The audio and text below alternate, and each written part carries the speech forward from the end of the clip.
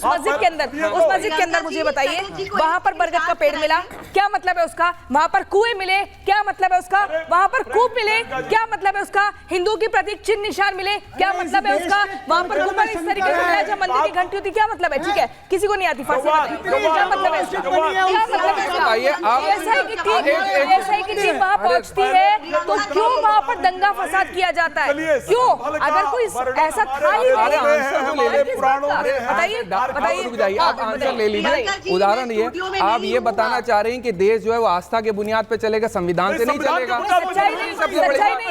अकबरी का जो जिक्र है, आना अकबरी में कहीं नहीं लिखा हुआ है। सुन लीजिए मैडम, अरे रुक जाइए एक सेकंड। अरे आना अकबरी में कहीं नहीं लिखा हुआ है, कहीं कोई चीज करके आवाज डाउन बोल रहे हैं। एक सेकंड सब डाउन हो गया। चारू प्रज्ञा बोलिए, चारू प्रज्ञा बोलेंगी। अभी सब डाउन हो गया, आवाज डाउन हो गई है, सबकी आवाज डाउन हो चुकी है। चारू प्रज्ञा बोलेंगी। चारू प्रज्ञा यहाँ पर ये कह रहे हैं कि आईने अकबरी में कहीं पर भी मेंशन नहीं है कि जामा मस्जिद की जगह पर हरिहर मंदिर था। एएसआई सर्वे के लिए जो टीम पहुंची थी, जिस तरीके से हिंसा भड़का, उसको भी ये दरकिनार कर रहे हैं। उसके अंदर एक सेकंड, वो ये नहीं मान रहे। देखिए, जामा मस्जिद के अंदर जो मंदिर के निशान मिले, सबको ये बदला रहे। स्टूडियो में नहीं हो, इतना शिष्टाचार आप रख सकते हैं। बताइए। अब आप एक बात सुनिए, जब कोर्ट के अंदर तर्क दिए जाते हैं और उस तर्क में सच्चाई मिलती है, तभी सर्वे का ऑर्डर हुआ है। सर्वे को आपने होने से रोका, तभी संभल में दंगे हुए हैं। आप कड़ियों को जोड़कर देखिए। सच्चाई ये है कि मंदिर इस देश में तब से है जब से इस्लाम का जन्म भी नहीं हुआ था। आज आप कुछ भी कोट करें, सच्चाई ये है कि एएसआई को वहां पर प्रूफ मिला है कि हरिहर मंदिर था।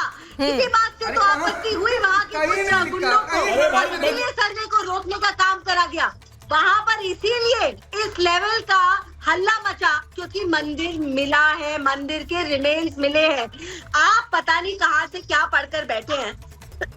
आपको एक कानूनी प्रक्रिया में बता देना चाहती हूँ, ये ऑर्डर सरकार का नहीं था, ये ऑर्डर कोर्ट का था। और कोर्ट ने ये ऑर्डर तब दिया जब उनके सामने जो तर्क रखे गए वो सच पाए गए। इस सच्चाई को अब आपको भी एक्सेप्ट करना होगा। हमारे देश का बहुत नुकसान हुआ है इस इस्लामिफिकेशन की वजह से, इस गुंडागर्दी की वजह से, इस धर्म परिवर्तन की वजह से। जिस तरीके से मंदिरों को सिस्टमैटिकली तोड़ा गया हमारे देश में, लाखों मंदिरों को और अगर आप इस बात को एक्सेप्ट नहीं करेंगे तो आप गुनाह कर रहे हैं आज। अरे वो हमारा विषय है। बौद्ध मठों को किसने तोड़ा चारू जी? और ये कहना आप ये चाह रही हैं कि जो राजनाथ जी की सरकार थी, उससे पहले कल्याण सिंह की सरकार थी, और फिर अटल बिहारी वाजपेयी जी की सरकार थी। ये सब सोती रही। योगी जी अभी जाके चर्चा को आगे बढ़ाने से पहले प्रमोद कृष्णम को सरकार बेकार थी, जो कि कल्की धाम के पीठाधीश्वर है। नहीं रुकिए एक सेकंड, प्रमोद कृष्णम को हम सुनेंगे पहले, उन्होंने क्या कुछ कहा, उसके बाद चर्चा को आगे बढ़ेंगे। लेकिन यहाँ पर नहीं, देखिए आप यहाँ पर आप तथ्यों के साथ वो मत करिए किसी भी तरीके। नहीं, आप तथ्यों के साथ, आपको लेके आना चाहिए था वो किताब। यहाँ फारसी अगर किसी को नहीं आती है, आप एएसआई के सर्वे को झुठला रहे हैं, आप एएसआई के सर्वे को झुठला रहे हैं। अरे झूठ क्या बोल रहे हैं? उन्होंने रेफरेंस दिया है। एक सेकंड, योगी जी ने झूठ बोला है। कुछ क्या वो सुनवाते पहले। जिन लोगों के ऊपर इस दंगे के मुकदमे दर्ज हुए थे, उसमें सैकड़ों लोग थे। वो मुकदमे वापस करने का काम गवर्नर शासन में कांग्रेस पार्टी ने किया। मोतीलाल वोरा जी गवर्नर थे और दिल्ली में कांग्रेस की सरकार थी, नरसिम्हा राव प्राइम मिनिस्टर थे, Narasimha Rao was prime minister. Uttar Pradesh से कई मिनिस्टर होते थे उन दिनों, सलमान खुर्शीद साहब होते थे, बलराम सिंह यादव होते थे, और भी कई लोग मिनिस्टर थे। उनके दबाव में आकर के उत्तर प्रदेश के गवर्नर ने गवर्नर रूल में जिस फाइल को ओपन करने की बात योगी आदित्यनाथ कर रहे हैं, उन सब मुकदमों को खत्म करने का काम कांग्रेस की सरकार में हुआ, गवर्नर शासन में हुआ, और गवर्नर का बाकायदा नोटिफिकेशन जारी हुआ। तो योगी आदित्यनाथ अगर उन लोगों को आज 45 साल बाद, 46 साल बाद इंसाफ दिलाने की बात कर रहे हैं, तो ये बहुत बड़ा कदम है।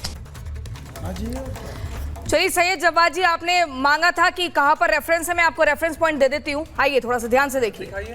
आईने अकबरी में संभल शहर का जिक्र पेज नंबर 281 पर है। और इस पेज पर संभल के हरि मंडल मंदिर का उल्लेख है। ये कहाँ पर लिखा हुआ कि इसी मस्जिद के नीचे है? एक सेकंड, एक ब्राह्मण के घर में था मंदिर, पूरा पढ़िए। नहीं पूरा झूठ बोला, आधा सच कहाँ लिखा है कि मस्जिद वहीं पर थी? इसी किताब का रेफरेंस मैंने भी 281 का बताया आपको, उसमें ये लिखा हुआ है एक ब्राह्मण के घर पे वो मंदिर था, मस्जिद के अंदर कोई मंदिर नहीं था, जंगल है। दिक्कत ये है कि सच को झुटलाने का प्रयास, आपका ये मानना है कि योगी आदित्यनाथ ने जो बोला है वो भी झूठ, क्या झूठ बोला है? क्या झूठ बोला है? एक मिनट, अकबर के इतिहास के पन्ने पलटोगे तो आपका इतिहास 400-500 वर्षों से हुआ है मैडम कि वहाँ पर मंदिर तोड़ करके मस्जिद बनाई गई है, उसमें कहीं नहीं लिखा हुआ है। बताइए,